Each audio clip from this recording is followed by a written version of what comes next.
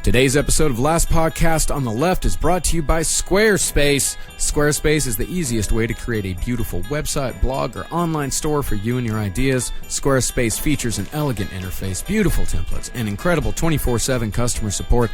So try Squarespace at squarespace.com and enter the offer code LAST, that is LAST, at checkout to get 10% off. Squarespace, build it beautiful, and now, on with the show.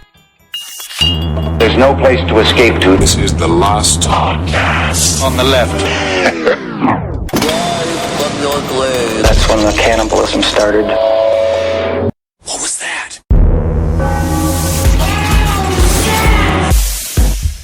Marcus, let me know when we're ready to start the show. We're ready to start the Marcus said that we're not allowed to piss around. Dog meat said that we are not allowed to piss around today. Welcome to the Last Podcast on the Left, everybody. I am Ben Kissel, as always, staring right at Marcus Parks. Hey, dog meat. A.K.A. Dog Meat. For new listeners to the show, he just became Dog Meat last week, so it's going to take me a second. Dog Meat! But you know, the thing is that he just became Dog Meat officially on this podcast last week, but guess when he's been officially Dog Meat since the day he was fucking born. Yeah. All right. And of course, you're Henry Zabrowski, or do I have to call you Too Real? You could call me Too Real if you wanted to be correct. You long bitch. All right.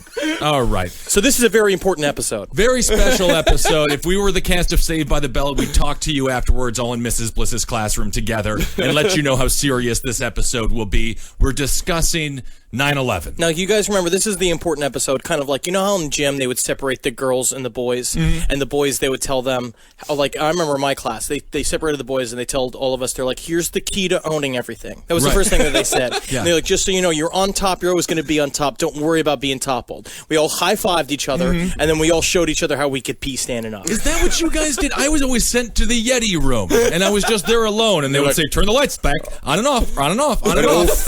Although yes, you are young Yetis. The one thing you must know is, number one, always be hidden. Never be seen. Never be seen. Do not take a picture even once, because I don't even know why. Matter. Fish are in rivers.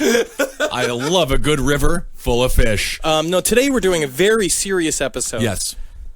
These are the facts as the mainstream knows them. Yeah, That's what we're going to be going through. So for all the people who want to discuss the conspiracy theories, we'll be getting to that. Yeah, this is the event itself. That's what this Did whole we even episode say the terms? We are covering September 11th, 2001, the events of that day. Right. What we're going to discover, one thing I will say about conspiracy thought is that you know that it's a conspiracy video when they call it September 11th, 2001, and not 9/11. It's very specific to the way they set it up, because they want you to know that it was just a day. It was a day in time. 9/11 is the brand. Yeah. And I really do believe that. I think today we are going to be covering the hard facts about just the day. Yeah. And the hijackers that committed this deed. This is a very upsetting topic, of course. The one thing what we wanted to talk about at the very beginning, if you really want to do this episode right and you are home and you've got nothing to do and you really want to just ruin your fucking day, watch 102 Minutes That Changed America. It was a History Channel documentary, and it is all found footage from that day, people who recorded the events. Right. If you think Cloverfield is a horrific found footage movie, you're going to be amazed at 102 Minutes That Changed America. It's the most horrific found footage film of all time. I watched it with my heart in my throat. Marks and I both have cried a number of times. Oh my God! All right, don't bring up the tears. Come on. I'm just saying this. We're being vulnerable. I want to break a little bit of the. I know you guys look at me as a strong warrior, a proud man. I've heard that.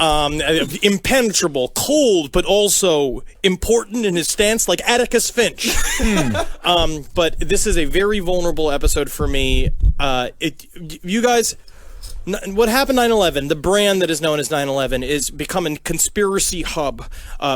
That is our generation's JFK assassination. They did the same with the JFK assassination. Every single school of conspiracy thought dumped something on it to get involved in it. 9/11 is no different. It's the hub of a lot of very esoteric thought that covers, as what we've talked about all the time, right? What attracts a lot of conspiracy thought. Something that the government wants to attract a lot of conspiracy thought, because deeply within it there is something very fishy, and they like that fringe thought to kind of cloud Everything Right. that happened on the day. And today we're covering what the day was. September 11th, 2001, a beautiful, temperate day in New York City Right. that was fucking destroyed. And the reality of it is mind-numbing and heartbreaking. And I just want to say really quick, at no point are we going to make fun of the victims of 9/11 or of any terrorist attacks whatsoever. We would never do that on purpose. Our hearts go out to them, and our sympathies are always with them and their families. That's a really important point to make. This episode is about the fact that this is real. I forget that it's But we real. will be making fun of some dickhead terrorists. Absolutely. That's for sure. That is for sure. And some loopy summer school like antics in a fucking Tallahassee or North Carolina flight school. Right.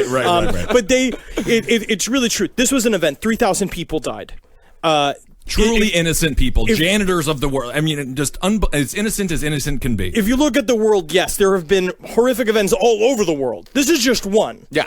The difference between this event and many other events is how much it was covered by the publicity and people on the street filming it. Yeah. This was like what we talked about with Columbine. We already said before how Columbine was the micro event that changed America, and that 9/11 is the macro event. This is the thing that was just from minute 1 to minute 99. I'm not sure, 102 minutes. You're right. To minute There's a 102. whole documentary about it. We just talked Yes. about it. Yep. It's in the title. It's in the Right. title. Yep. That's how you know, too. It's also convenient because you know how long it is if you're doing laundry. I'm not saying I was doing that necessarily. Right, so you're just using this horrific documentary as a timer It's for a your good dirty time. whites? If you need- okay. if you need That's to- nice and sensitive, Henry. If you're trying Right. to measure out 102 minutes of time, just watch all of the footage at 9/11. Right. Just keep it on the background. Don't watch it Just yourself. remember, it's from the time of the first plane hitting and the second tower falling. That's the 102 minutes. All right, Marcus, jump us in. All right, so we're going to start with the 1993 terrorist attacks. What a lot of people don't know is that this was the second attack on the World Trade Center. A lot of our younger listeners, of course, don't know about the 1993 attack, which was, up till September 11th, the only foreign terrorist attack on the nation. By terrorist, I mean World War II, Pearl Harbor. That was a militaristic attack. Also a constructed event in order to get us into World War II. Yes. Maybe not unlike something that happened on September 11th, 2001. Conspiracy theories We'll do are that the next episode two. episode. Episode The two. conspiracy theories are the next episode. remember. We're not gonna do that. You're right. You're right. All right.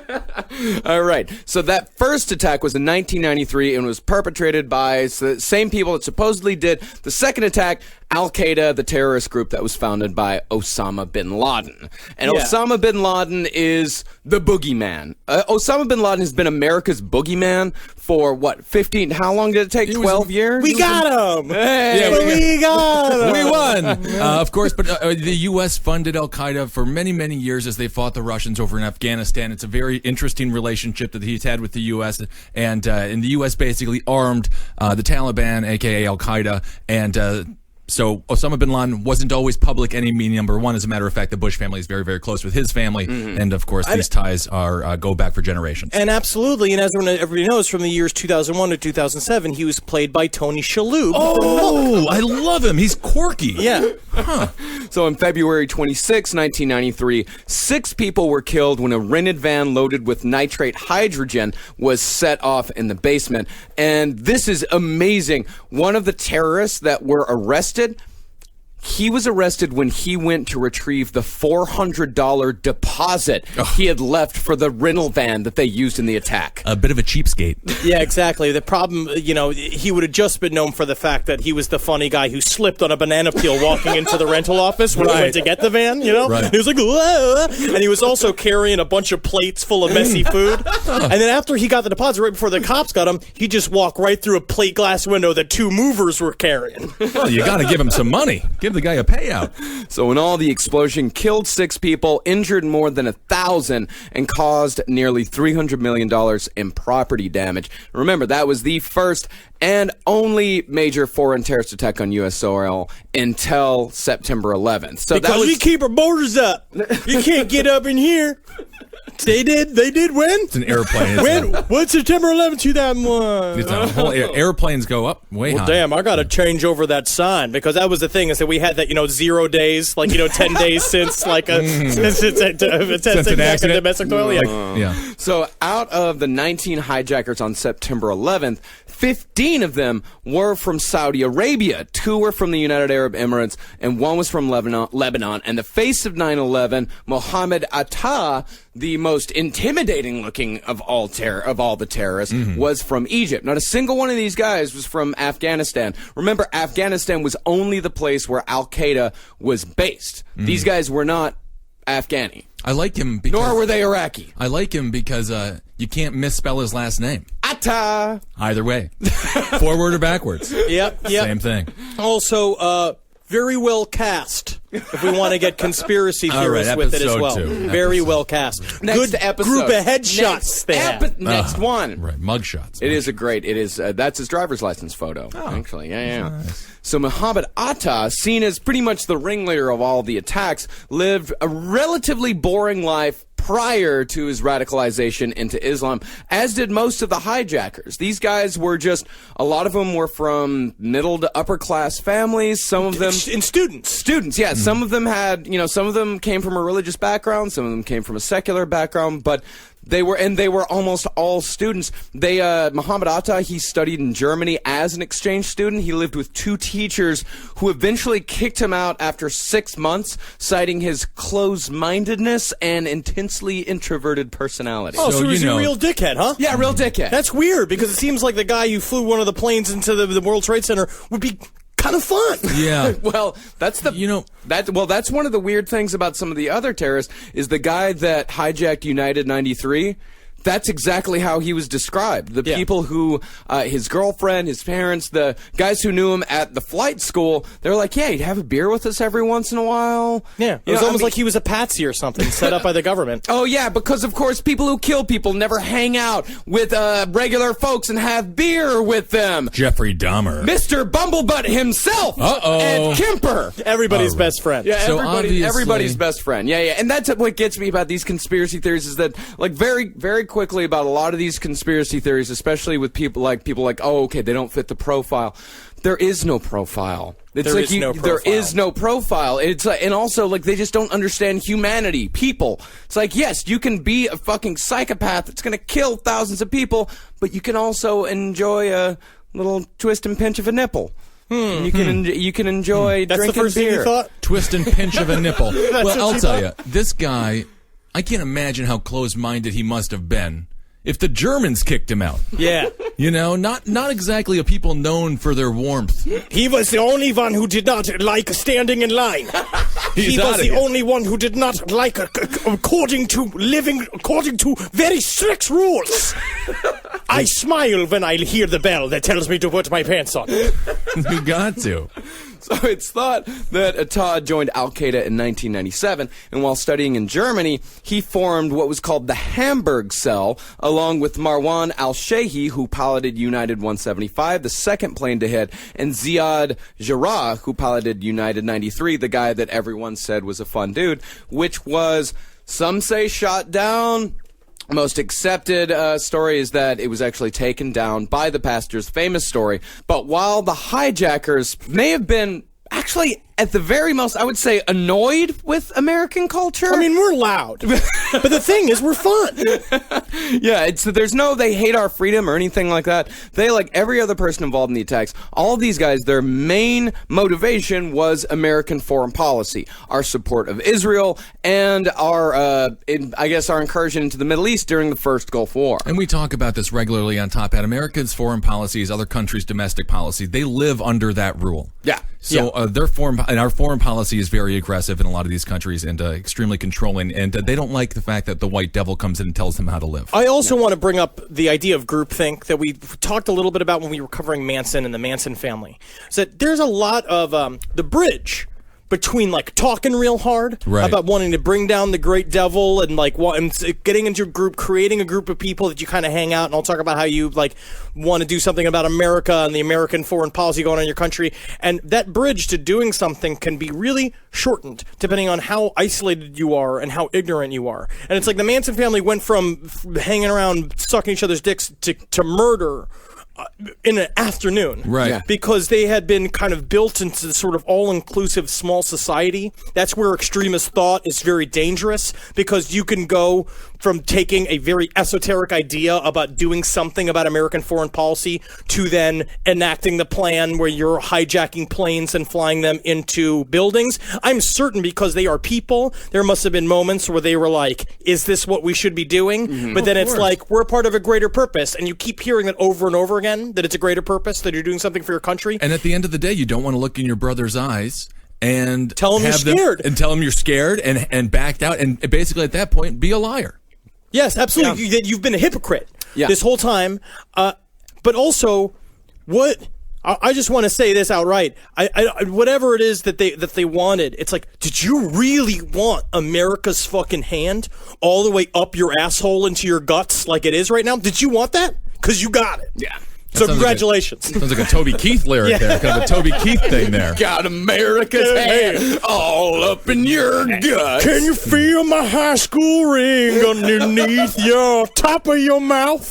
We didn't really get the great music that the Vietnam generation got. CCR, the band. We got nothing. Nothing wrong with Toby Keith, but So on May 17th of 2001, Muhammad Atta applied for a United States visa. He got a 5-year tourist business visa the very next day from the United States Embassy in Berlin, because this guy, he lived in Germany for about 5 years. He was just a student. In fact, he had a, quote, strong record as a student. And he came from money and wealth. Yeah, he came from money. So it was just like, yeah, of course, like, go ahead. Like, they didn't even really check him out. And at this point, he had been going back and forth to Afghanistan a few times. Like, he had supposedly met with bin Laden himself, and bin Laden had blessed him. It's like, yes, you will be the attacker. Him and Ziad Jarrah. Well, you know, those first 3 meetings are just playing Connect 4 with him, because that's how he gets to trust somebody. Oh, yeah, absolutely. You better lose. Yeah, and you have to be able to repair his dialysis machine on a regular basis. Someone needs to come and get the shit out of my fucking kidneys, huh?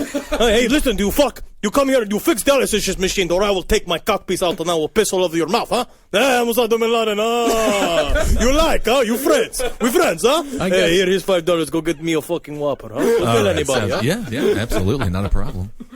So on March 22nd, 2000, Muhammad Atta sent an email to the Academy of Lakeland in Venice, Florida, inquiring about flight training. This is the actual email that he sent. Dear sir, we are a small group of young men from different Arab countries. Now we are living in Germany since a while for study purposes. We would like to start training for the career of airline professional pilots. You know how you do. In this field, we haven't yet any knowledge, but we are ready to undergo an intensive training program. What gets me about this email is that this flight company got this email, and all they know is that, like, okay, a bunch of Middle Eastern guys who live in Germany were hanging out. They want to come to Lakeland, Florida. They want to come to Lakeland, Florida, and they all decided together, with no experience previously, that they all wanted to become commercial airline pilots. Do you think the fact that Florida looks like a penis? Do you think if you're looking at the map of the United States, you're like, where do we go? Where do we cut off the we great go straight Satan? to the fucking hard cock of America. Yeah, right? But I will say what is very interesting is that was the final plan. That was what got them in the door and got them the flight training that they needed. One of the failed plans that Atta attempted in order to get them trained as pilots is that Atta was watching American television and saw the dude, this is totally true, saw the dude with the question marks all over his suit. What's his name? Matthew Lesko. Matthew Lesko. Saw him on TV, bought his book about how to get free money from the government. He wrote this big application saying he wanted to finance a crop dusting chemical tank. Like, they were going to get together, we're going to develop this new thing. He met with a loan officer from the government. He got that far. The book works, right? You can really be a 9/11 terrorist and get free money from the government, right? He showed up to the loan officer's desk, and she was like, no, because all of the science was wrong. It was like the whole application was filled out badly. She was like, no, I can't do this. But she was like, I want to help you kind of, because you know, that standard, like, we want to help you maybe come to America, though. You're a good student. Like, what are you good at? And apparently, Otto was obsessed with a picture she had on the wall of the Washington Monument. And he was like, I want this picture. I want this picture. She's like, okay. And she's like, what are you even talking about? He pulls out a wad of cash the size of a softball, is what she said. He peeled off bills, and he was like, how much for to buy the picture? She's like, well, you could just get like a postcard of it. And he kept pointing and stuff. He's like, Pentagon. That's the word the Pentagon is here, right there. She's like, yep, that's it. He's like, what are security measures at the Pentagon? And she was like, I don't know. A loan officer about the security measures at the Pentagon? Slater was asking questions about security operations at the World Trade Center, and then he was like, what about in Chicago or Los Angeles or Seattle? And she's just like, I don't really know how to tell you how to answer those questions, but I'm sure we could get you a pamphlet. But before you go, now what book did you read? Let's Go? Oh, I gotta get that Let's Go book. I want to kill all of America, except for man with question marks on jacket. He is fucking pretty cool. Right, also, I like that fucking Aaliyah. Aaliyah's a very good singer. She died in plane crash. Too bad. We don't talk about that. That's sad. But of course, she died in a goddamn plane crash. Yeah, all planes must be destroyed as well. Might have been what sent him over the edge. And of course, the question mark sort of looks like a 9. So if you think about that. No, I've never thought about that one. Okay, very good. No one's ever thought. No one's ever thought. No, because I'm not the boy from the strange incident with the dog at night, that autistic boy from that book. It said that the hijackers were quite difficult students. Unable to follow directions and would get very angry at tiny little things. Well, especially when they would have two guys stand like next to each other, standing up all the way really straight, and then one guy would go, here I come for a crash landing, and they're all like, ha, ha, ha, ha. It's like their act outs are very funny. Right. Good improv. So on April 11th, Atta and Shehi rented an apartment at 10001 Atlantic Boulevard, apartment 122 in Coral Springs, Florida, only $840 per month, and helped with the arrival of the muscle hijackers. And here's the difference here, is that there were two groups of hijackers. There were the pilots and there was the muscle. The pilots were the guys that got into the cockpit. They were the ones that flew the planes into the targets. The muscle were the guys with the box cutters in the back and the mace. We know from I believe it's the Flight 11 call, that they had both mace and box cutters and stabbed pretty much everybody that they could.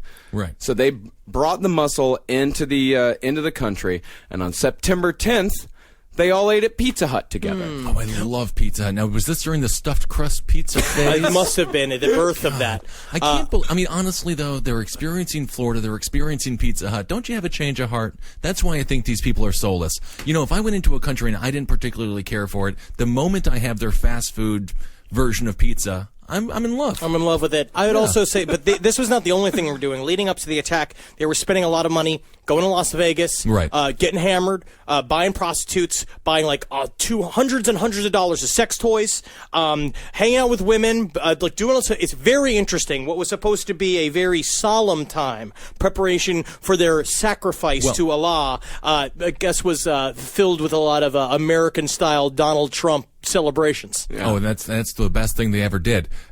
Before you go into battle, you're allowed some drink and some women and things like that. Yeah, and they also said that they wanted to appear American. They wanted to appear naturalized. That's why they That's why they were all clean shaven. I will say they definitely appeared Floridian. You know, they just went to Vegas and acted like white trash.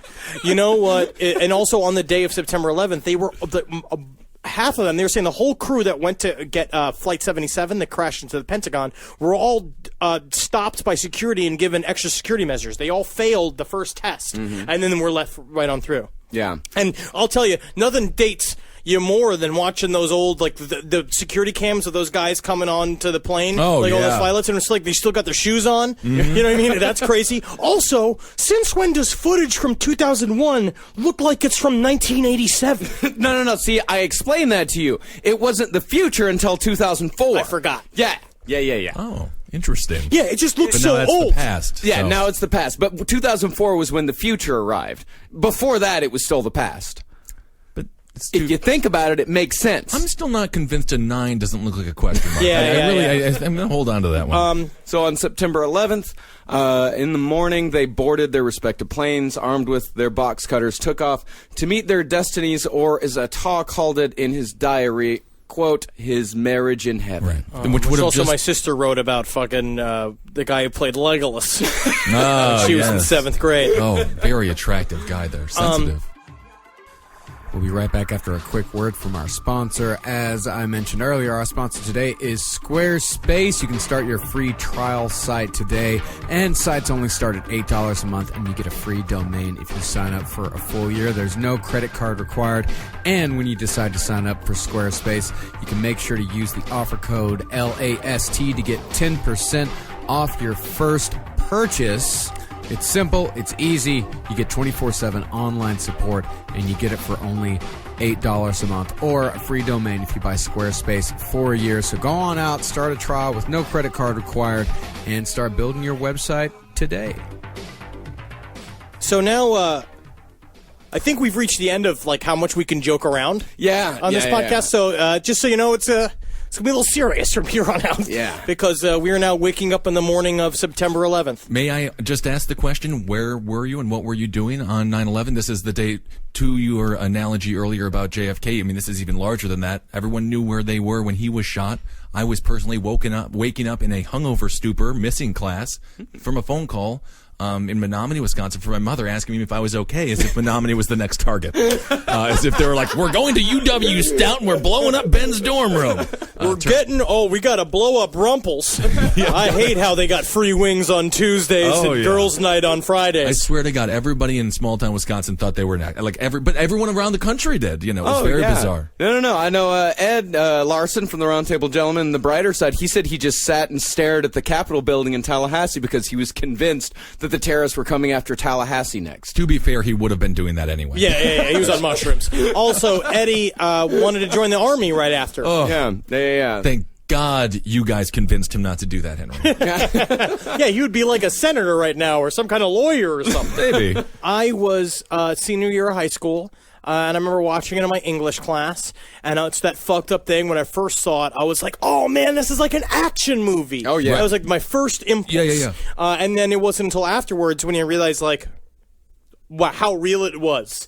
We're just so used to it. You're so watching action, you don't see something like that all the time. Then all of a sudden you see it happen, and you're just like, it's shock. It's crazy. My brother's husband was right down there. He had to hide in a doorway. I mean, so many people. Yeah, so Crazy. many. Yeah, it's one of our new guys here at the station. He was 11 and was downtown going to school, and he saw both planes. It's unbelievable. Yeah. Damn. So let's start going through the timeline here. 7:59 a.m.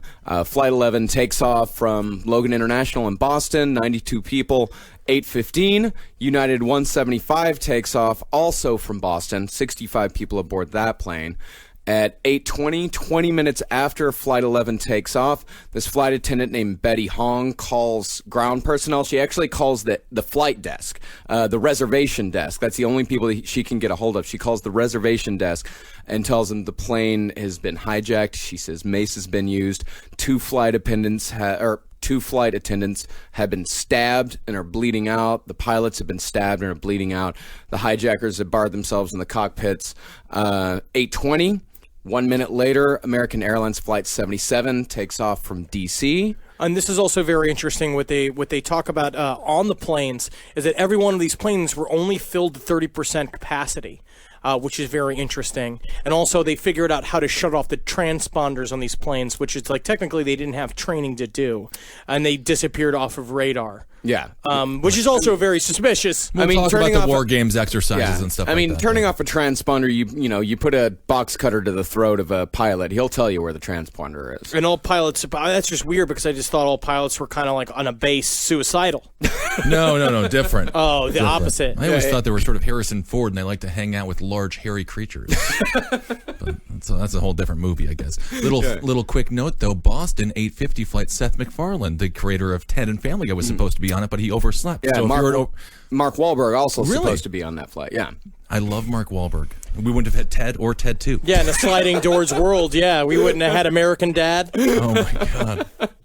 So at 8:24, Muhammad accidentally makes a transmission to air traffic controllers instead of making the transmission to the people in the cabin. Right. And we talk about these very serious things, but they have bloopers, like when Bundy would misplace his wrench, or his, Yeah. They're all, these are those weird human moments, right. Like those weird kind of humanizing moments that it's like, oh, it isn't an action movie. Because you can imagine his reaction would be like, oh shit. Yeah. Like, fuck, yeah. And then they have a good laugh about it. Like, do you remember when you almost fucked it up?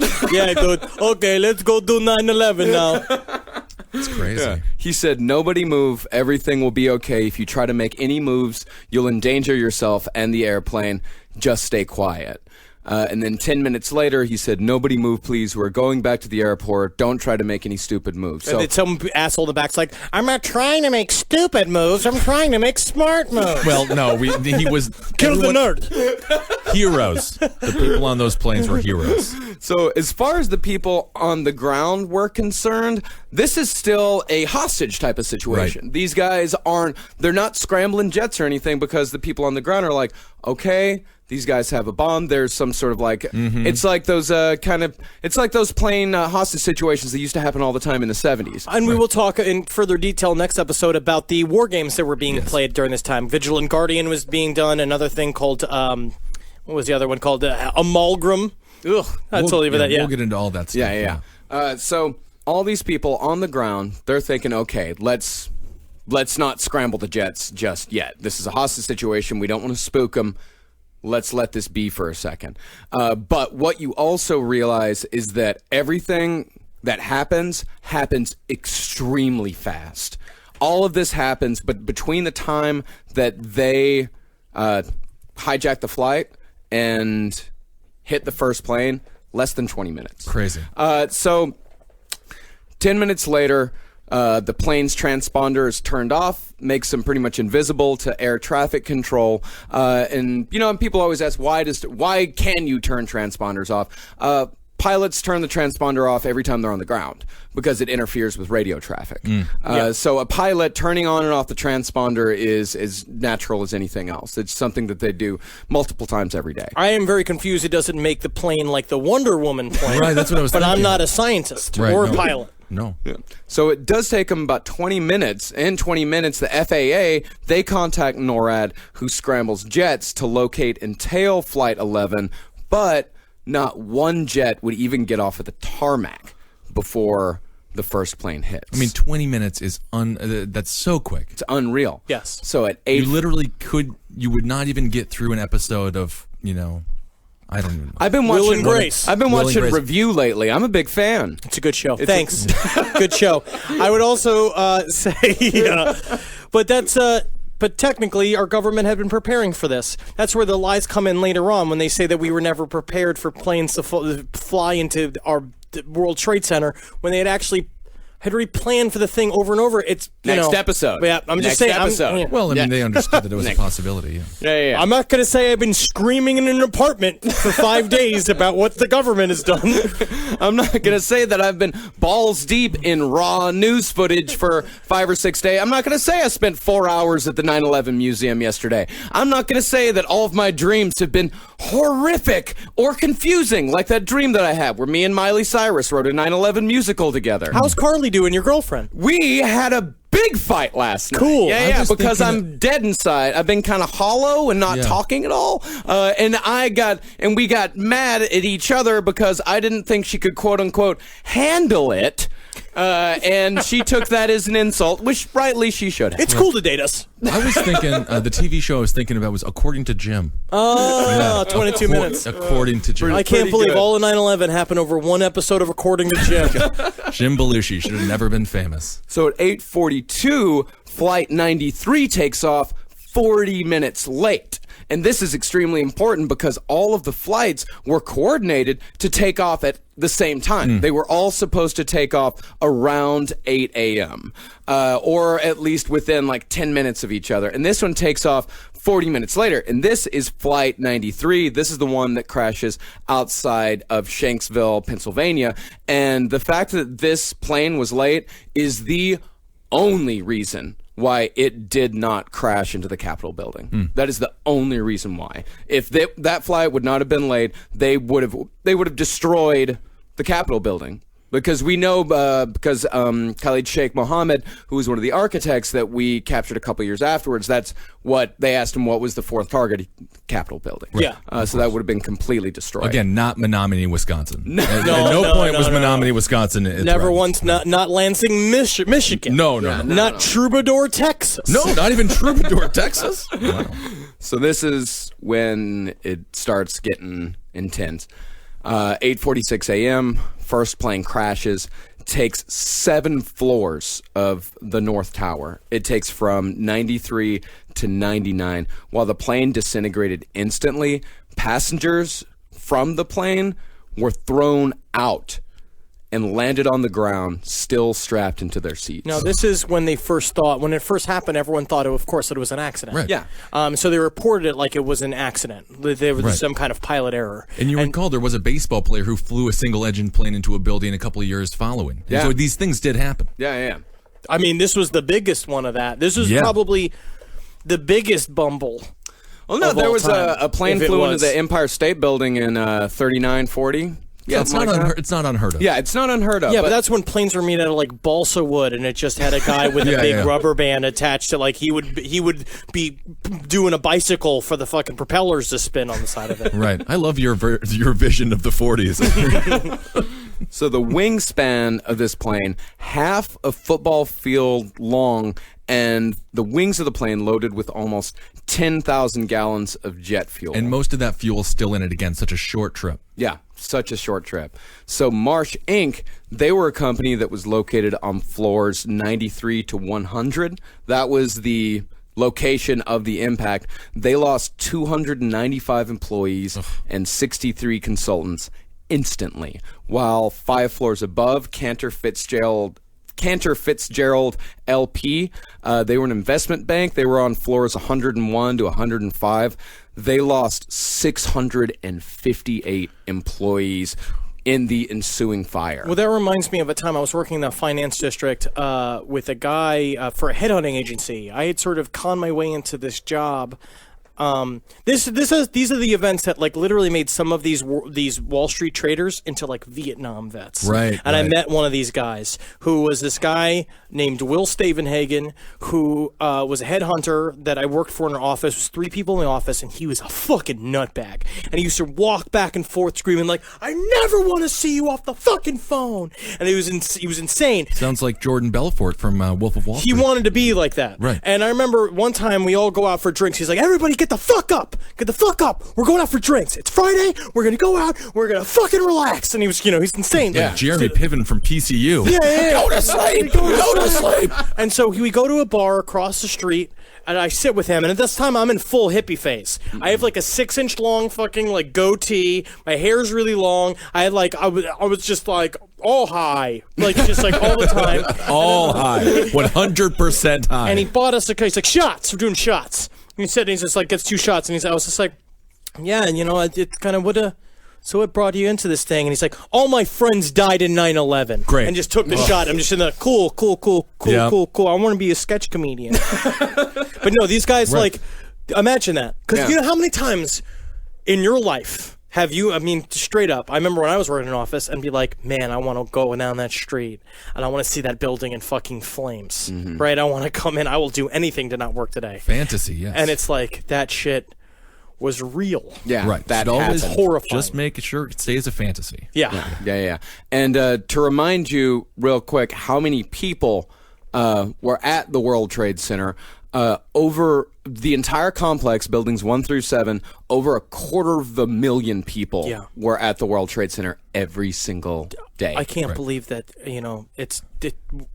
the people, there were many heroes that day. Yeah, we'll cover a couple of them. Yeah. All right. Yeah. And when the first plane hit, jet fuel shot down at least one elevator shaft. This gigantic fireball shot down an elevator shaft. It caused explosions on the 77th and 22nd floor, as well as at the street level on the west side lobby. It was so large that 18 people were burned by this fireball and only 11 of them survived. God, I don't want to be the 7 that lived. I saw in the 9/11 museum they had on display a mask that one of these guys wore for 8 years because his face had to be constantly moisturized. I'm just going to say this, okay? If you lose the face, if you're in a burn thing and you lose your whole face, Get into radio. don't get into radio. Number one is great because, I mean, I've come to be weird showing like this all the time. I don't want to be Billy. Do not be mean. Though. Be mean. But get like a Cobra Commander helmet and be a supervillain. Yeah. You know. So, the flame goes down the entire elevator shaft. The debris from the initial crash caused absolute chaos on the ground. Cars were crashing into each other and were being set on fire. And you see the pictures of the aftermath. There are entire blocks where there are cars that are just shells. Yeah. Like the tires have burned down, the windows have busted out, and they're just absolute shells. Because you've got to realize that, when that plane goes through, there's a ton of debris. Literally tons of debris being flown onto the street. It is true war footage. The plane hit the building at over 500 miles That's per what they hour. say. And they were like, a guy was saying he saw one of the witnesses on 102 Minutes was watching it from his roof. He was just out on his roof and he saw it happen. And he was like, this plane was just tearing ass. Like it was, he was like, it was really moving. And so what happened? It hits the windows, and so it's a moving explosion. Like it hits, it instantly explodes, but the momentum of it carries it so it shoots out the other side. It's crazy. It's just like it's a huge explosion. And that documentary captured people, like you mentioned earlier, Henry, about how you almost thought it was, because it is so insane, it was almost like an action movie vibe. Yeah. And in Wisconsin, too, you're so disconnected. But even people watching it from, 15 blocks, 20 blocks away, they almost had a disconnect, too, when they had saw it at first.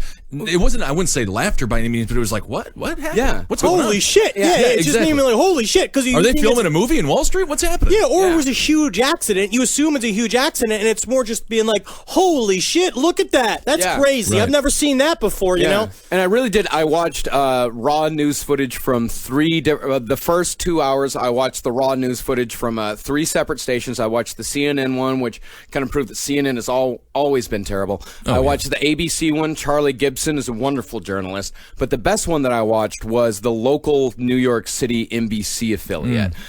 Because you get the eyewitnesses right on the ground. You get New Yorkers calling in immediately and just saying, I saw this. And after the first plane hit, between the first and the second plane, everybody's just sort of bewildered. Right. They're not really, no one is even mentioning the word terrorism. No one wants, because it's starting to be like that, but you can kind of feel it itching in the back of everyone's brain. Well, it's because this is before we've been fucking indoctrinated. Now we're indoctrinated to look for terrorism. Well, we're going to get into terrorism and how that's created unlimited war because there's no borders and things like that. Absolutely, but the idea is that now it's a word we think about every fucking day. Yeah. And like you mentioned with 9/11, I hadn't actually really thought about it as a brand, but it is a swoosh to some degree. It is the Nike swoosh when you think 9/11. Oh, we got bought and sold. Right. But we'll talk about that next episode. Yes. But again, what we talked about with Columbine, this place where those eyewitnesses were first starting to talk to the newspapers and stuff like that, and then to the news stations. That's where a lot of conspiracies got born immediately. Right. Yeah. Because they were all in a panic. I mean, it's pretty crazy. As firefighters were going up into the buildings, reporters were running towards the smoke as well, but with a camera and a microphone, putting it in people's faces who were covered in soot as if they just got out of being a chimney sweep, and be like, what's going on? What you thinking? And it's like, what do you think? Tell me, are you rehearsing to be Santa Claus later? Well, the local NBC affiliate, the one that I watched, the on-the-ground reporters were fantastic. They were getting information while still being sensitive, people wanting to talk. And we'll listen later, because I will warn you later, we will be hearing some footage, both from on the ground and from inside the building. The whole point of this is to make it as real as humanly possible. This is real. This happened. Like, this was not an action movie, and it is so far removed now that's what this is. This is actually real. So because of the angle of the impact of the plane, all the stairwells and all of the elevators from the 92nd floor up were rendered completely unusable. It trapped 1,344 people above, and none of them would survive. Nope. Not a single one would get out. So the people in the towers, both above, both below, and in the second tower, knew nothing. This was pre-ubiquitous internet. And because they felt it, of course they felt it up above. They said they felt the tower sway. Yeah. They felt the tower move and then snap back into position. But the people below it, because of the way these buildings are built, they're built to sort of like course, move yeah. with like the wind and stuff like that. They did not feel it. Like it happened, some power went out, and but no one actually heard the crash. They didn't feel the whole building shake. Yeah. And the people calling emergency services, which were pretty much the only people that, and even emergency services didn't really know what was going on. But I also watched this other documentary called Inside the Towers, where it's a lot of people that were in there that got out. And this one woman said that she called up emergency services, and emergency services was telling them yeah, you're in the first tower. Yes, Port Authority. Port Authority is they're the organization that managed the World Trade Center, the engineers, the blue collar guys. They're like, yes, Port Authority is saying that you should evacuate right now. Yeah, go to use the stairwell and stuff, and then you go out to the stairwell and there's nothing there. Yeah, what are you gonna do? But they were being told by the emergency services to get out of there. But some of the companies came over their PA and said, "Please stay at your desks. Please stay at your desks. Do not evacuate. Right. Do not evacuate." So pretty soon afterwards, like I said, Port Authority starts evacuating the North Tower. They're telling the people in the South Tower to stay put, which was at the time the best idea. That's what they should have done. Yeah, because they thought it was an accident. Because they thought it was an accident. Because if you get everybody in both towers, if you get them all out on the street, the firefighters and the EMTs, they're going to have a lot harder time getting in to the North Tower to put out the fire, to rescue people. So they told everyone in the South Tower, all right, stay put. And there were people trying to get out. They wouldn't even let people in the second tower out of the building. They had security guards down at the bottom of the stairs barring the exit and saying, please return to your offices. Please return to your offices. And thinking that this was all an accident, emergency services, they get there within minutes. And the very first group of firefighters who showed up, they had a feeling like there was one guy who survived from this, and they all looked at each other. They said, there's a good chance we're not going to make it out.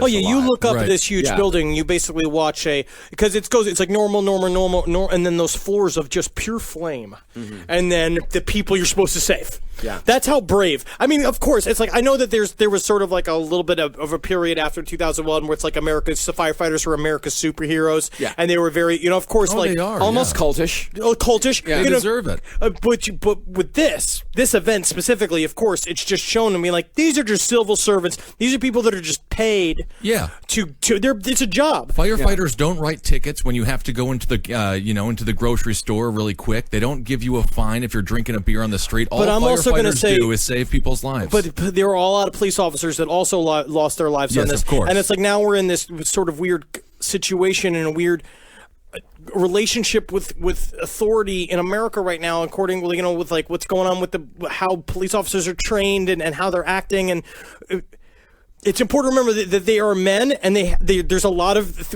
and women, and they're humans, and they're sacrificing stuff for yourself. We'll get into that in future episodes. In '93, they militarized the police because of the war on drugs. Obviously, after 2001, the war on terrorism, the police got remilitarized, and that's why we're having situations that we're having right now. That's when they started giving them tanks. Right, exactly. Even Stevens Point, Wisconsin, for example, my hometown, my little brother just called me. They got a brand new tank. Nothing has happened in Stevens Point, Wisconsin. I think somebody stole a jar of Smuckers, all what last happened? year. Are they just filling it with they're just filling it with brats? Yeah, pretty much. It's a good cooker. It's a good cooker for July 4th because basically these police forces, if they don't spend the money, then they get their funding cut. So they're like, we want millions of dollars next year. Let's buy a tank. Yeah, exactly. And that's what happens. Anyway. So out of that first group, they all acknowledged they're probably not going to get out of there alive. They all shook each other's hands, went up the stairs. Only one of those guys survived.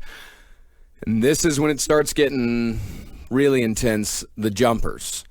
The jumpers start about 15 minutes after the first plane hit. And people on the ground, they said that the bodies hitting the ground sounded like sacks of cement. Like it was such a deep thud. And the myth that a lot of people have about jumpers from buildings, the myth that a lot of people have is that, you lose consciousness before you hit the ground. That is not true. They weren't traveling fast enough. Yeah, these bodies, they were traveling at a speed of about 150 miles per hour, which is enough to cause instant death, but not enough to cause them to lose consciousness. Because it cut to them. I remember when you watch a lot of the people in the street footage of the tower, or as they were going up the World Trade Center, like you could see people waving shirts above the attack line, above the fire line. Yep. There were people waving shirts on the top, and they were all chained together. They were smashing out the windows, Which was a bad idea. Which was both a good idea and a bad idea. It was a good idea for them because the heat is the heat's moving upwards, cooking them. They were trying, but the thing is, then the oxygen came rushing in from the broken windows, feeding the flames underneath them. I literally was watching 102 Minutes, and one of the people recording the building was like, "Oh, look, it's paper. Look, paper's coming out of the building." And then someone's just like, "Wait a second, I think that's a person." It was falling too fast. Yeah. And then they were like, caught it, and then they were like, "Oh my God, that's a person," and they freak. Yeah. And I had to close my laptop. I'm it's so crazy. Like I almost like threw it across the room. It's kind of crazy because it's just one of those things. Right, the reason why to bring it up is it just show like. Those are the moments of real claustrophobic panic that happen that make that's what's real about this. Whatever 9/11 was used for afterwards, in terms like politically and on a global scale, is one thing. But this is the micro fucking tragedy. Is this kind of shit? This is the humans. Like, you got to remember that these were all humans. So at 8:50, President Bush. Of course, we've all seen the famous footage. He's listening to a group of kids reading a book called The Pet Goat in Sarasota, Florida. Very ironic name, by the way. Very much so. He is told... Baphomet, if you want to get into that. No, it's not Baphomet. He wasn't actually... Bush was teaching the children about Satan. That's part 3. The world's most dangerous book. We'll talk about it. Yes, we will. So he's told that the second plane is hit, and he knew on the way to the elementary school. He had already been told that the first plane had been hit. But he said that he had watched video footage, which would have been completely impossible because it wasn't released until that afternoon. Actual video footage of the the well, he's not the most eloquent person. Yeah. So he waits a full 7 minutes before making a move. I mean, he wanted to hear how the book ended. Yeah, that's a good point. And then afterwards, he disappeared for most of the day. And we'll talk on the next one about what, personally, my belief. Where did he go? 9/11. What was he doing? Dick Cheney was the president on 9/11. Dick Cheney was the president. Absolutely. Yeah. I mean, and then he did have to catch up on episodes of According to Jim. Oh, yeah. God, love So that. Yeah. in later interviews with President Bush about the day of September 11th, a lot of his responses, you can tell, at least when he's talking about when he saw the footage, what his first reactions were, it seems scripted.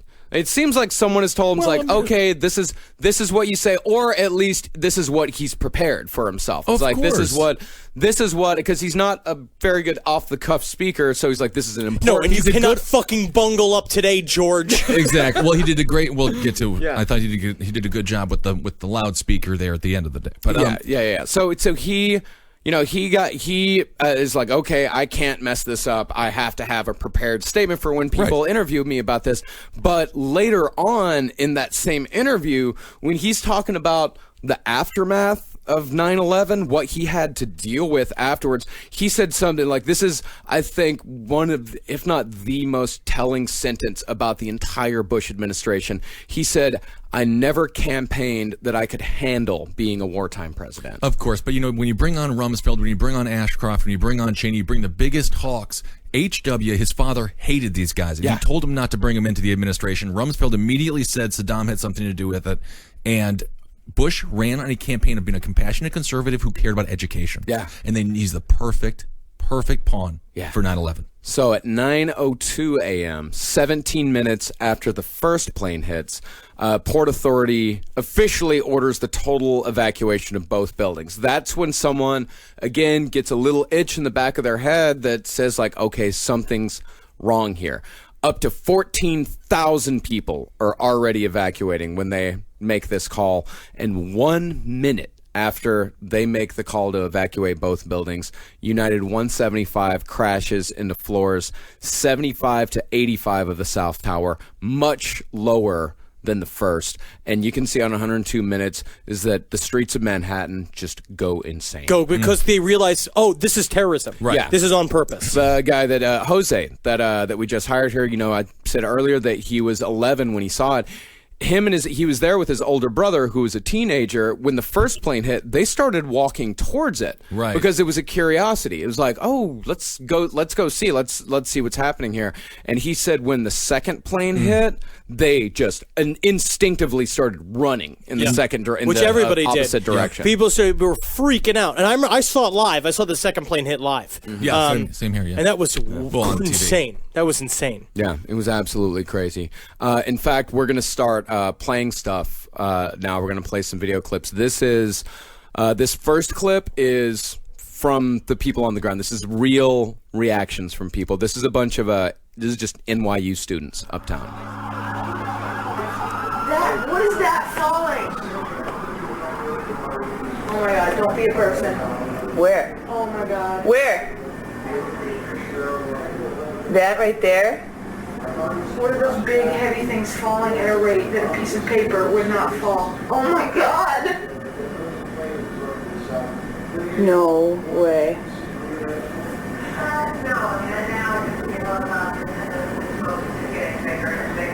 Like that, Caroline, do you see that?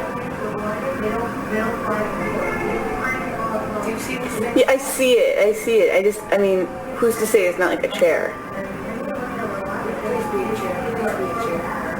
Regardless, it's gonna be so dangerous at that base. Obviously. Wait.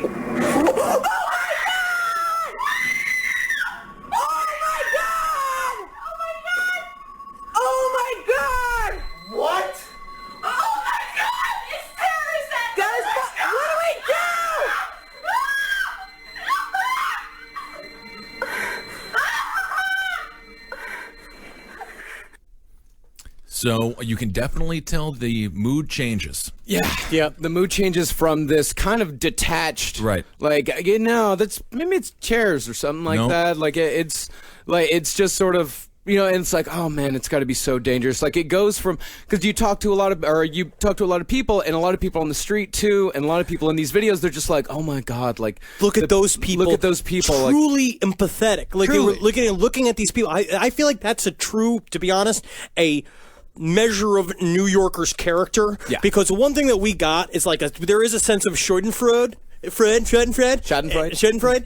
in New York, right? Where it's like seeing somebody else's misery a little bit because we're all kind of miserable. Mm-hmm. But there's also that other thing of like a great sort of like commiseration of like, you could imagine yourself having gone all the way into work, right? An hour commute all the way into work, and then this shit happens. Where it's like, even because at that point it's just an accident, right. And you imagine yourself like up there. New Yorkers are like have a lot of beautiful kind of energy. There's a great spirit here where it's like you see that a lot with this footage. Or people being concerned for people in the towers and not talking shit. Yeah. And then New Yorkers are some of the nicest people in the world because they don't fake kindness. When they're nice to you, they mean it. That's for sure. That's why I love the city so much. Like we all saw this at least I did, and I know Mark is far removed. New York deals with things. New York dealt with this. It's crazy to think about. We can watch it, and we know the ramifications in a theoretical level. But to be there is a whole other story. And again, how do you feel about this, guys? Right? Do you feel that 9/11 and the coverage of 9/11, right? Because they were saying before, it's like they really were trying to get the facts right. They weren't trying to jump on it. They were filling the air with noise, right? They were trying to cover it as much as possible. But do you really feel like that we were looking at that before 9/11 and the day of 9/11, we're looking at the last bits of non-staged news reading that has happened since? I feel like the tone of how things are covered and the way when we talk about 9/11 as a brand has been so pervasive over the last 15 years that we can't even see the forest for the trees. Yeah, I think anymore? that 9/11 was, and we'll listen right now to the ABC News, like them actually with the footage on their screen. I think it is the last instance of honest journalism. I feel like that has ever happened. Attached to journalism. Well, now everything that wasn't just about outrage. Like you would think Sandy Hook, there would be some sort of emotional attachment to that. Immediately branded, and immediately in the media used as a political football. That this can be used to argue my point. This can be used to argue my point. What they have done is taken our emotions from us, and we're going to talk about this in conspiracy as well. What they've done, I think, a part of it is this, where it's like all of a sudden, it's like how they covered the shootings that happened yesterday of the camerawoman and the reporter, when the cameraman and the reporter that were shot, and the way they immediately sort of flipped it, and they took his footage, and it was like they almost made it better the way they took it off his Facebook page, and they showed the first person footage of him fucking shooting those people, which is horrific, and no one should watch it. And they took that, and then they immediately ripped it down, like it was like, and they almost like kind of coyly presented how they took it down. We have since this day we've been watching nothing but theater on television. Yeah. Well, of course, television news is never going to be accurately describing the events because they're all paid for by companies like Northrop Grumman and major manufacturers of weapons. And again, who benefits from 9/11? We want to get into that. We'll get into that in future episodes, of course. Qui bono. Damn it, dog meat. You're getting too real. Let's listen to. This whole episode's a little too real. Yeah. All right, here we are.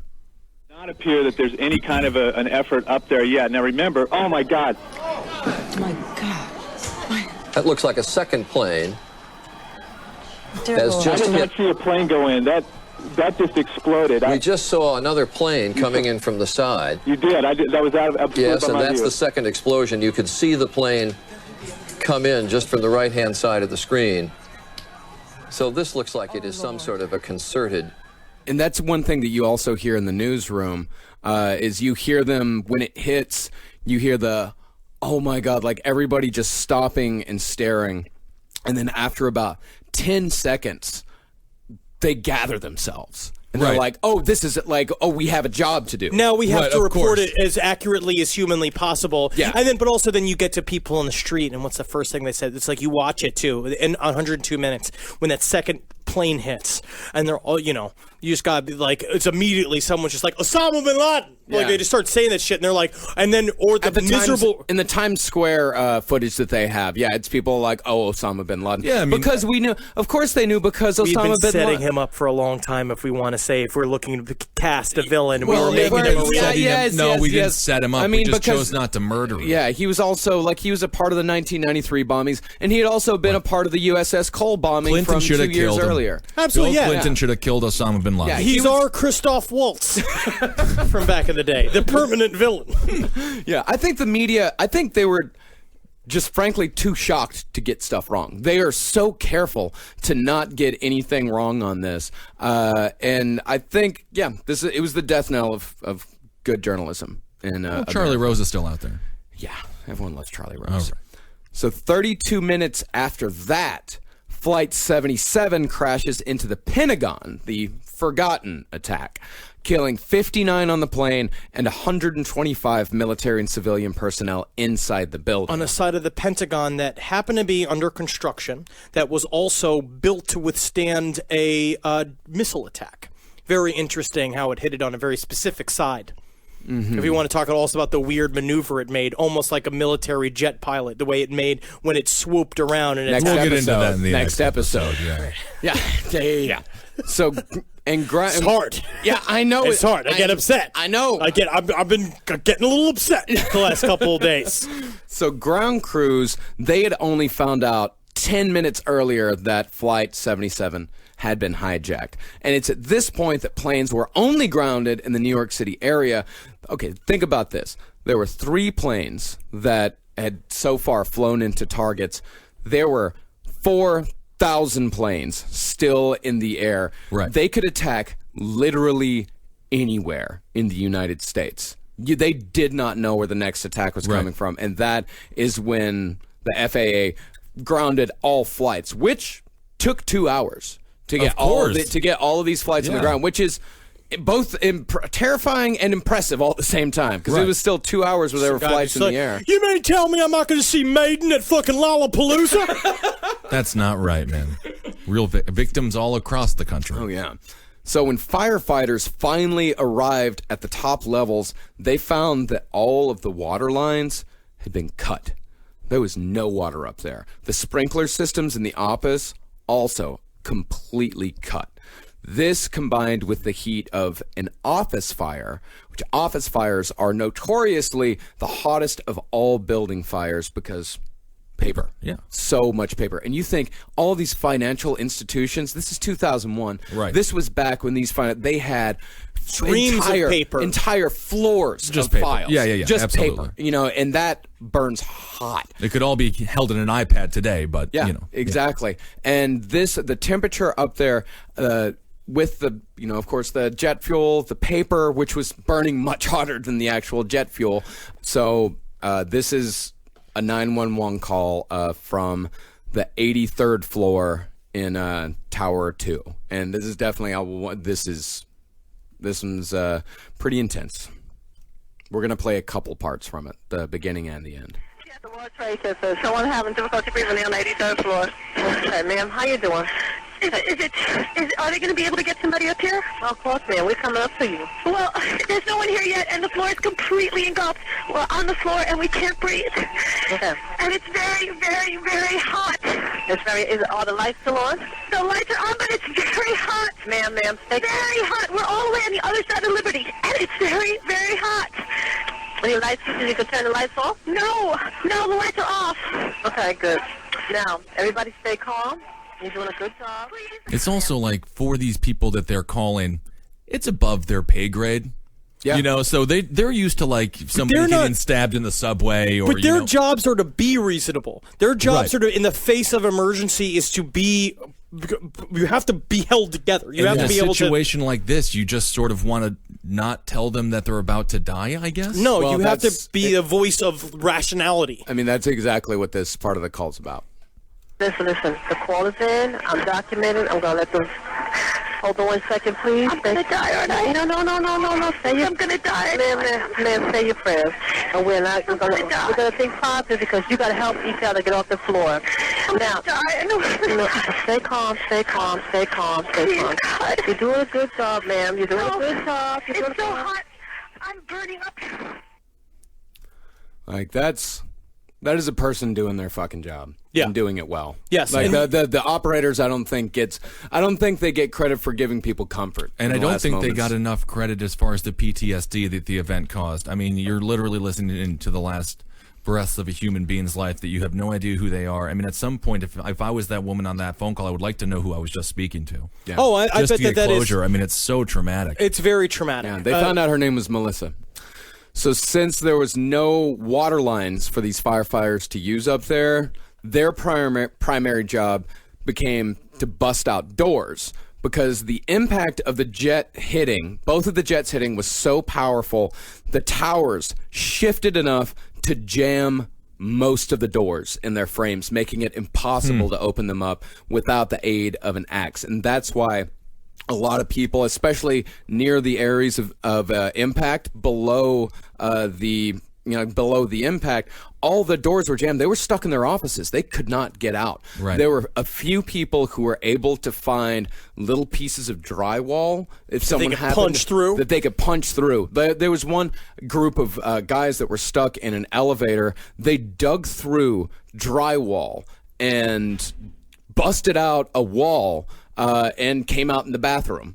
Because that was rare. Most of these people were stuck, and that's why so many firefighters died. Because that's what they were doing. Well, they were trying to make their way because they didn't. Because again, we had all been under the idea that these towers were supposed to be able to stand even if they got hit by a fucking plane. We hear that soundbite over and over again. 1901, and no plane existed. I mean, they were built in 1972. 1972, no plane existed. No, we were just. I'm just saying that's what they went in with that belief system that they're not going to fall. Well, it's just a fire. Well, no, the Port Authority guys, the engineers. These two guys, let's see here, Frank DiMartini and Pablo Lopez, who ended up saving about 50 people. That was their primary concern. They thought, like, we have to go check on the structural integrity of this building. They weren't confident at all.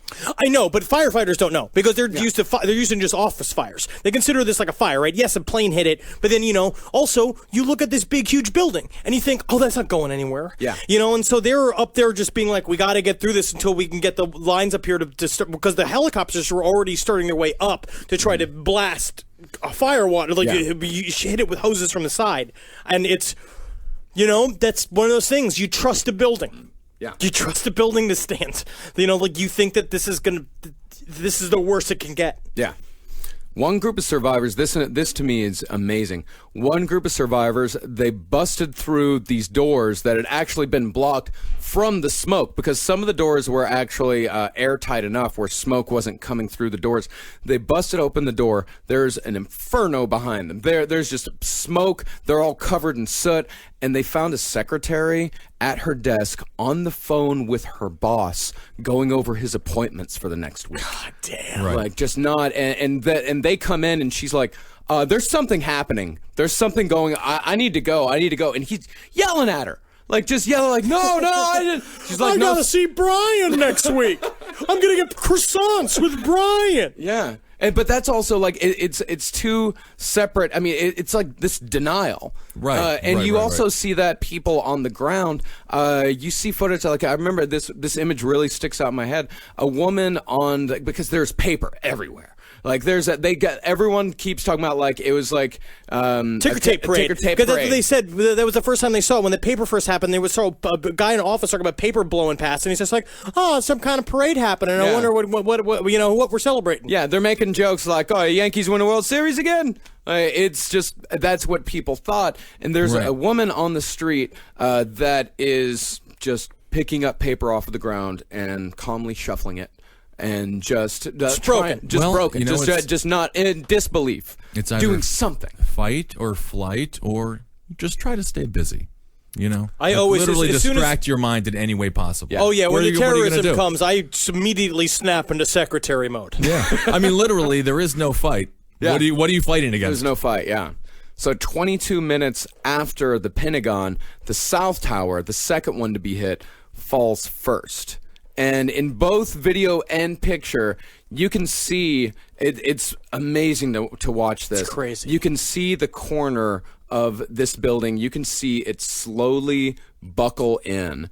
And you see at the point where it buckles, the top of the tower falls over to the side and then comes down like that. Like, it is the most action movie. Unreal. It's scary. It's the most unreal thing I've ever seen in my life. I mean, honestly, when I watched the Avengers movie, every one of those Marvel films, they trash Manhattan. Yeah. And it does make me think, like, when you live in New York, you start to realize that those aren't buildings. Those are like, there's a bunch of people in there. And I'm like, I don't know if the Avengers are very good. I think I just kind of don't even want them in the city anymore. They just trash. Like, how many thousands has the Hulk murdered? Oh, just so many. And it's like, I know you killed like one really bad guy, but then you killed so many good people. Yeah. But I do that regularly, walking down the street when I'm in Manhattan, and I look up, and like because of seeing this footage over and over again, I can just see a building blow out. Yeah. It was unimaginable. Again, though, keep in mind, unimaginable before this, what this would actually look like. Yeah, and I've been sitting and it's such a surreal experience. I've been sitting in this office and we're out in Queens, but you can see I can walk out of the door right now and I can see the entire Manhattan skyline. Yeah, you can see the Freedom Tower, the whole thing. Yeah, I can see absolutely everything. And after sitting here, especially watching 102 and listening to it, how loud it is, and going out there, you are amazed at how quiet it is out there, and you just feel that same sort of feeling that they probably felt that day on that just beautiful morning. It's like it's just so quiet and so still, and it is eerie, and you have a laser sharp focus. Like, you are aware of everything around you because you were in it. You're here. Like, you can look and you can see that is where it happened over there. Yeah, I was down there for the 9/11 museum. You're in it. Like, you are actually in it. The 9/11 museum is built in what they called the bathtub, which is where it was the 6 floors below the tower. Where Marcus, the slurry I wall think you're just denying the fact that we got a brand new shiny tower that we're all supposed to look at insteed. It's actually very beautiful. It's a nice beautiful tower. It's especially it's especially when you stand at the foot of it and look straight up. Like it is a beautiful tower. So let's hear, like, speaking of which, and being down there, this is footage. This is news footage from NBC4. This is a reporter talking to a woman on the street, and while he's talking to her, the first tower falls.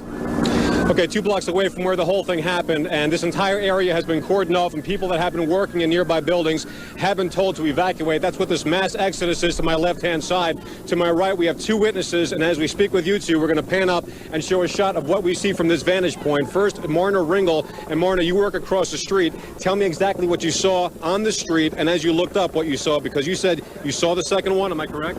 No, I didn't see the second one. I actually was coming out of the building, and there was maybe about 30 or 40 people at the bottom of One World Financial covered in blood. I did not expect that at all. And I work for Lehman in One right here. And a gentleman that I work with was on the telephone. He said, "What was that?"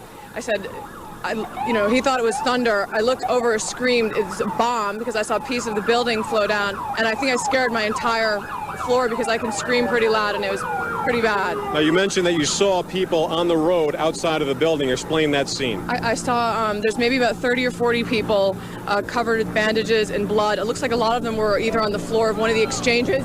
There's actually, oh my God! Oh my God! Oh my God! We're not sure exactly what happened, but there was another explosion on the far side of one of the buildings from where we're standing. The reverberation, and another explosion on the right-hand side. Another building has gone up on the right-hand side of the road. People are now running down the street. We're not sure if that was another explosion or if that was advanced debris. Joining me also is Jim Plant. Jim, you were also a witness of what happened. And people do take that, like, he says explosion multiple times. Many of the conspiracy theories, people are just like, see, it's proof. Very rarely do people utter what actually happened the moment that it occurred. Well, it's like a dream Hindsight logic. is 2020 for a reason.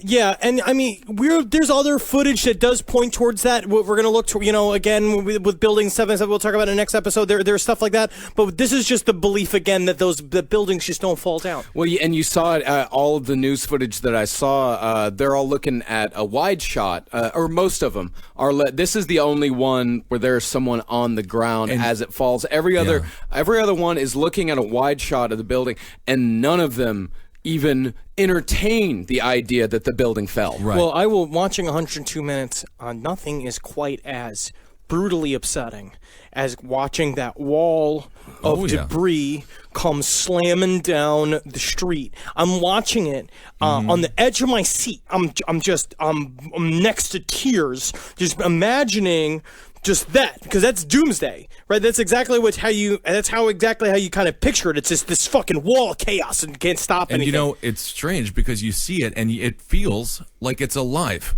Yeah. It is like a living entity coming after you. There's a certain shot. So bizarre. There's a certain shot of a woman that's in a building, and she's got her camera looking out onto the street, and you hear this noise coming like this, and then it looks like a monster that just goes whoosh, and all the dust and debris falls in.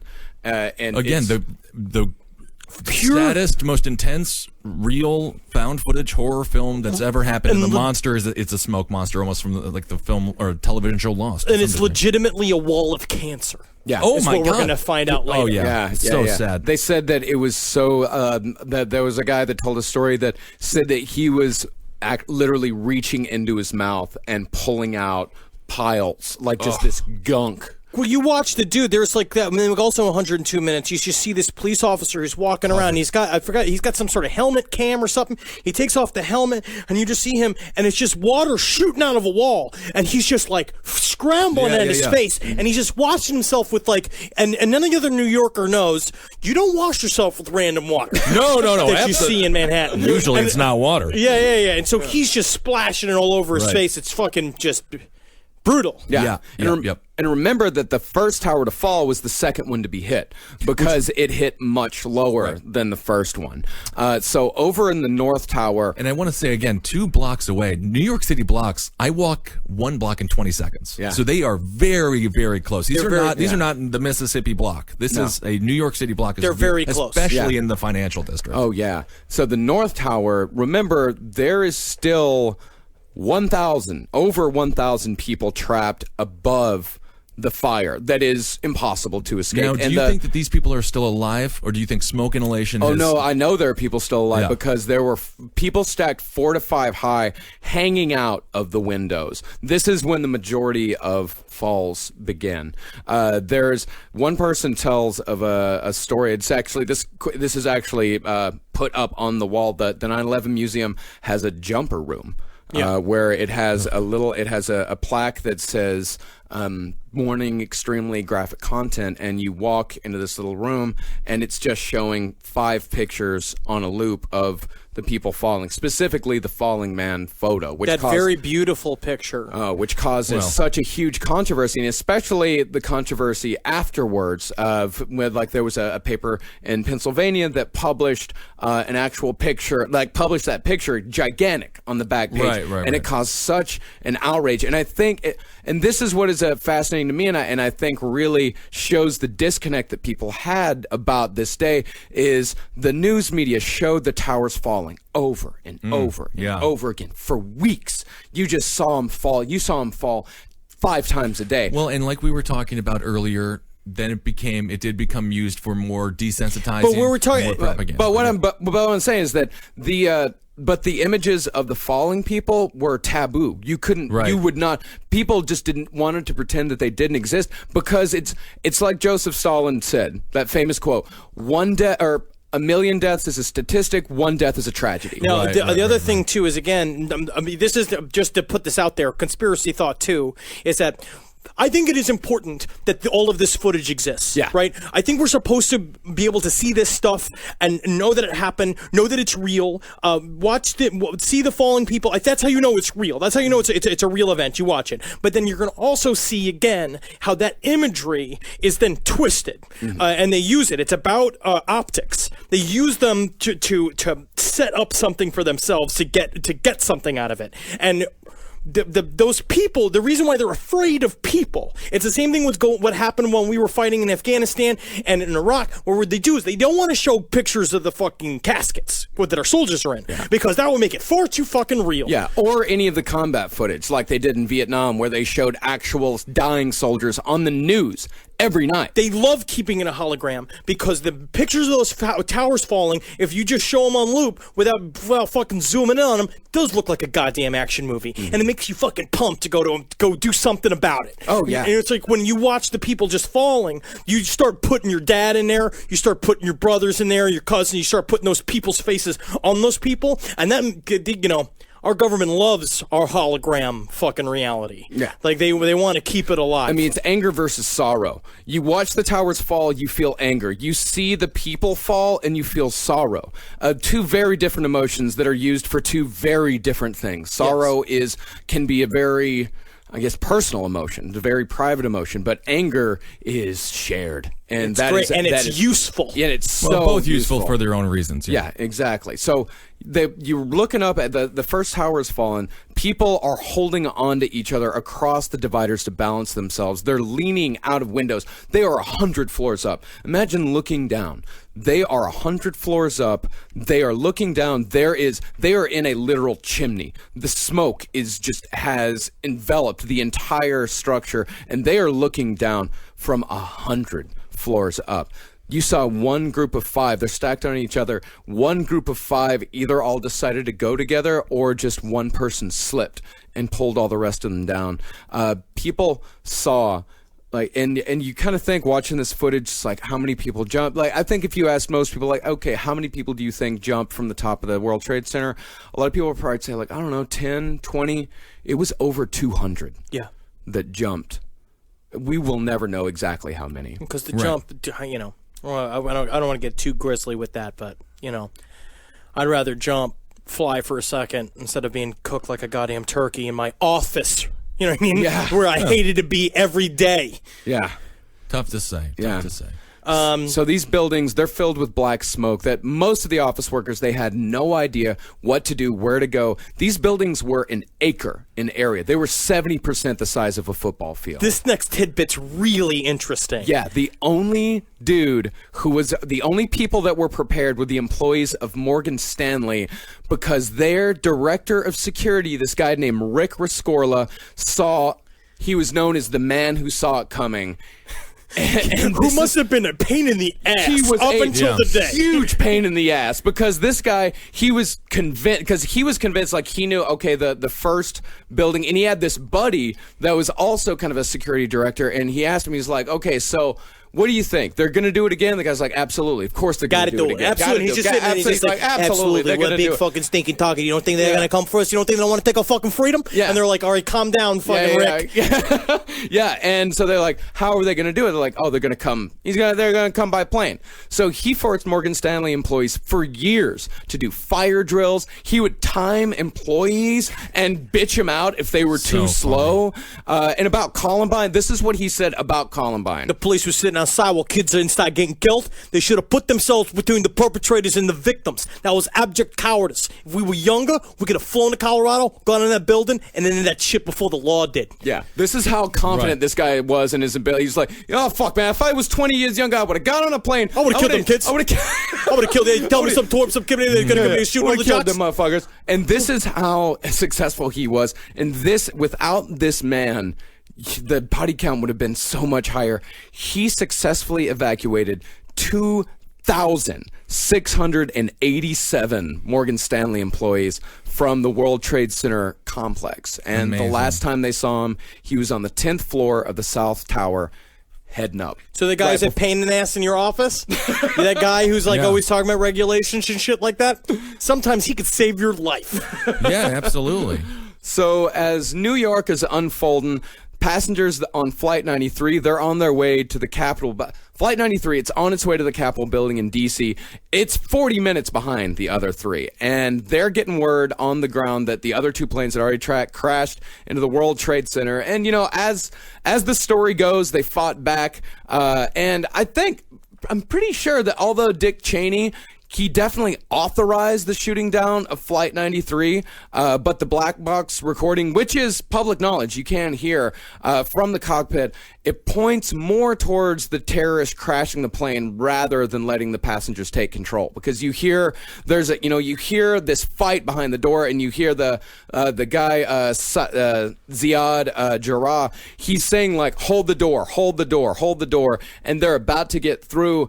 And he just starts screaming, Allah Akbar, Allah Akbar. And he screams it 7 times on the way to the ground. And it crashes in Shanksville, Pennsylvania, whether it was shot down or not, 20 minutes away from D.C. Well, if it was shot down, I would have no problem with the government doing it. Yeah. I mean, they have absolutely not. You have absolutely to do it. It's a missile at this point. It's fucked up. It's and horrible. If they shot it down, you also got to kind of think, it's like if they did shoot it down, and that time after, like, we needed something. Like, just some sort of, I don't know, some sort of, like, fighting back type of thing. Oh, yeah, of course. It's like, it just sucks that we had to kill how many innocent people in order to do it's that fucked up, it's that horrible rock and hard place scenario where it's like, you can't let him hit the Capitol building. Yeah. You know, like it's not because the president is more fucking precious than anybody else, but because of the symbolism. Yeah. You look at the symbolism of what the World Trade Center falling down does, both psychically and politically. Mm-hmm. It's, forces you into a 15-year forever war. Yeah. Yeah. Well, that's why presidents are always hated, because literally it's impossible to make a good decision. You just have to choose the lesser of two evils. Yeah, lesser of two evils. So a little less than 30 minutes after the South Tower collapses, the North Tower goes down as well. And so now you've got a debris cloud that is 2 entire buildings. And one witness on the ground, he described the cloud as, he said, quote, almost solid. There was not even sound. Like they say, like after it fell, that there wasn't even sound traveling through this field. And one witness, and this is just terrifying, one witness said the only thing he could see was the flickering light of burning paper. Jesus Christ. That was crazy. it. This is and this here is footage from a man on the street right after it happened.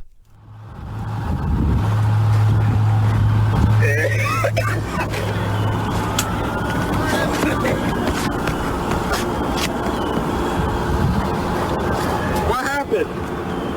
It collapsed. The top floors collapsed down. I saw it blow and then ran like hell. Thank God. I'm 69, but I can still run. There's got to be fireman trapped back there, though. By the way, that is just how badass a New Yorker is. Like, he's almost laughing, like to the point. I'm 60. I can't believe I can still do this. Yeah, it's like I can't believe 69. Well, yeah, one thing in 102 Minutes showed was this fucking immensely fat man. He's like 350 pounds in his suit, and he's like, and he comes back, and he cuts the reporter. He's like, what are you doing? He's like, I gotta go. I got my friend Nicky. My friend Nicky's walking down there. And he's like, he's like, I gotta see if my friend's okay. Yeah. And It's he's just like, unbelievable. and he's just dabbing it. But the thing that, because I'm an audio guy, the thing that has haunted me the most is like, I don't know if y'all heard that the sound in the background, that kind of siren sound. What that is, it's called a pass alarm, and what that is that if a firefighter is motionless for more than 30 seconds, that goes off. oh yeah, so when you watch 102 Minutes, you hear this sound over and over again, and each one of those noises is a dead firefighter. Yeah, this is actually this is a clear clip.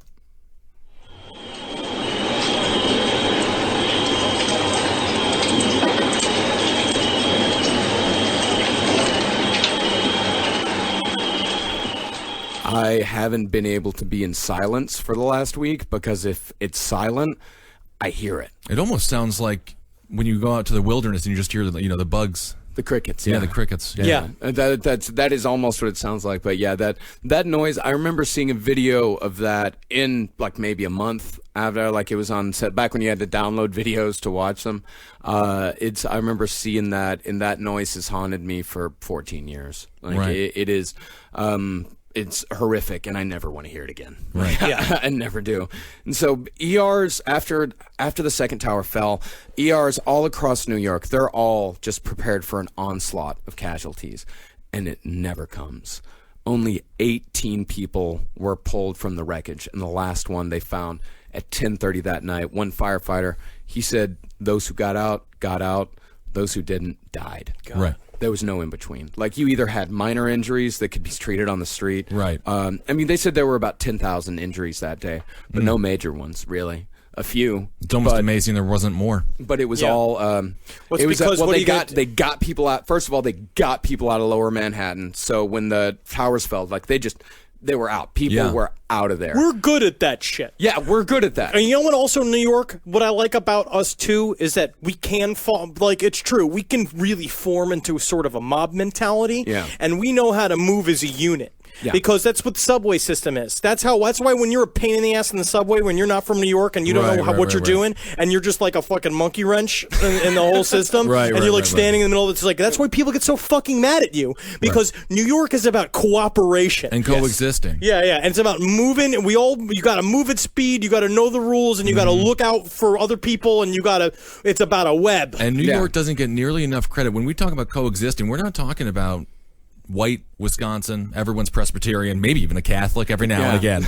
It is different religions, different races, different heights, different languages. Everybody living in is apartment different, buildings sitting right next to each other. Yeah, living in apartment buildings that are not meant to ever be apartment buildings. You can hear everything and everybody does, and we all collectively agree to ignore each other when we're fucking. Exactly. that is a silent agreement between everyone. It's like, as long as it's like you get an hour. If you can hear your neighbors argue, they can hear you fuck. Absolutely. So the rubble of the World Trade Center towers, it's stacked 7 stories high from ground level. And one of the things that you always wonder, it's like, where did all that go? Why is it not higher? It's because there were 6 stories below them. that all that these collapse down into, and that is now where the 9/11 museum is. It's the whole 9/11 museum is underground, and it is amazing to see that. So forensic scientists, they worked for months. There's this great book that I read called Teasing Secrets from the Dead about a forensic scientist who worked on Waco and 9/11. She was the one that identified David Koresh, but she talked about how these forensics people would work in 12-hour shifts for months and months in these tents around Ground Zero, trying to get people closure, right. Identifying, like, they was like, okay, I've got a leg. Does anyone else have a leg? It's Impossible. And I think this is impressive. They were able to identify 60% of the victims. And most of these people, and you look at, in the museum, they had this thing called a composite, which is about 2 feet tall, maybe 10 feet around. It is a cut from the wreckage.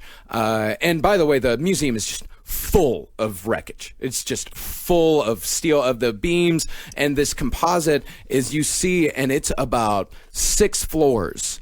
They're all compressed into something that's about 3 feet tall. Right. And this is also something that made 9/11 really live on very, very long in a tangible sense to New York, because when they were building the Freedom Tower, the reason it took so long was because they would find a bone. Yeah. They would stop all construction, try to find the DNA with the bone. Yeah. So it was a start and stop process. The last body identified was in 2013.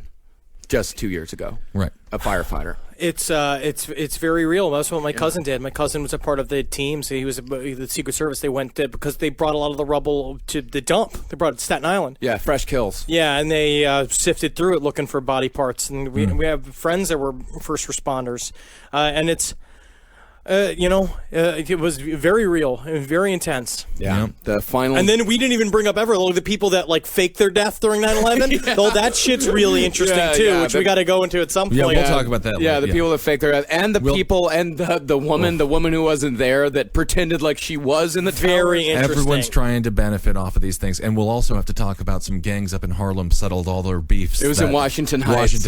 Yeah, they settled a lot of beefs. The cops were a little bit busy. Yeah, the cops were a little bit busy, and the gangs took advantage of that, and it is fascinating. So the final toll, 2,753 civilians, 343 firefighters, 23 NYPD officers, 37 Port Authority officers, 10,000 treated for injuries. That's New York City alone. Pentagon, 125 military personnel and civilians, 24 people aboard the airliner. And in Pennsylvania was 45 passengers. And the last building to fall on September 11th would come at 5:20 p.m. that day. Building 7, which we will discuss at length in our next episode. The cornerstone of all conspiracy theories. Oh, yeah. Right. And it's for very good fucking reason as well. Yes. There is, because, again, it's real, and then there are mysteries at the center of this thing. Of course, there's going to be that are very fishy. But we'll get into that. Yeah. So anyway, we'll get into all the conspiracy theories, the victims and the heroes, and we're unbelievable, into the families of the victims and the families of the heroes. Thank you. And I've heard some people, and I know people being like, they worked in the financial business. You referenced the story of the secretary. The vast majority of people, they were not the ones that caused the economic collapse. Yeah. They're janitors, they're secretaries, their husbands, their wives. They are just trying to work and retire. And there was, they talk about this one guy here, family's talking about this guy, and they're like, he wanted to be a history teacher. He took a job as a stockbroker because all of a sudden he had a family. It's a job. You got to make money. You got to make money. He wanted to put his kids through school, and it's like he was a history buff. And how many temps died on 9/11? Oh my God, so many. Damn, it's crazy. Oh, just thinking about that. Like, how many temps do we know? How many people do we know that do temp work? Temps? No, they're actors. Actors, Marcus. Can you imagine Nick Turner on the top floors of 9/11? Oh my goodness. And we didn't even talk about Windows on the World, which they lost a stat. It was a restaurant at the top of the Trade Center. They lost 75 people, and they got calls from in there, and it just sounds Horrifying. So we're leading up to the anniversary of, of course, and we're going to be doing episodes about 9/11 up until the week of 9/11 to kind of talk about it. This is our tackling of the subject.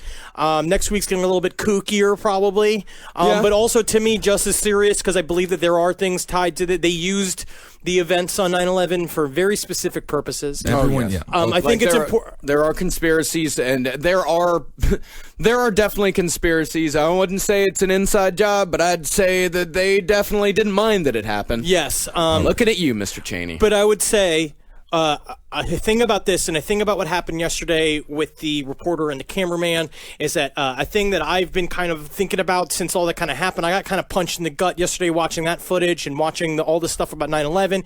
It's really kind of torn up my life a little bit. And I think it's really important that when things are negative and when things are intense like this, I think it's very important to put love and productivity and positivity into the world. I do believe that those kind of vibes are the type of thing that help cure bad shit. Is this you trying to tell people to watch your pretty faces going pretty to hell? Faces going to hell. What's happening here? Just laugh a little bit. Just relax and laugh. 12:15 on Adult Swim. But yes, definitely going to get into the foreign policy ramifications and just it's so big. But I agree with Henry. Hug somebody that you hate today. Hug somebody. Everyone's just like, tell someone that you love them. If you hate somebody, just like be like, hey, 9/11. Make love to somebody that you hate. Well, I mean, make sure it's consensual. Yes. In that situation. That's making love. I want to thank Sammy Coughlin and Megan Fierro-Root for their help on research this week. They really helped. I mean, this is such a gigantic subject. Both this and next week next week's even bigger. And also the third week. Woo, boy, this shit's going to get real weird on that one. Yeah. Well, thank everyone. Thank you guys so much for listening to the show and supporting the other shows here on CCR Top Hat Roundtable, page 7, Sex and Other Human Activities. It just really means a lot. Yeah. And follow lpontheLeft.tumblr.com that we just created yesterday on Ed Gein's birthday. So, hi, Ed Gein, and happy birthday, Gein. Happy birthday, Gein. Yeah. And put some titties up on that, because Tumblr's got titties, right? Tumblr's got so many tits. Someone was telling me yesterday about a woman fucking diddling herself with a handgun. Well, all right, very interesting. That is great. You can great tits though, from what I've been told, it's good tits. Equalizing. And also follow us on Twitter at LP on the Left, at Ben Kissel, at Henry Loves You, at Marcus Parks. That's right. And go join the Facebook group and go buy t-shirts at cavecomedyradio.com/merch. Hail Satan, positive action beats the act of prayer. All right, hail yourselves, everyone. And also thanks everyone for listening to the end of our longest episode ever. Hail me. It's long. Oh, yeah, it's got a lot of stuff in it. Yeah, it's got a lot. Yeah, Megustalations. Yeah, Megustalations. For more shows like the one you just listened to, go to cavecomedyradio.com.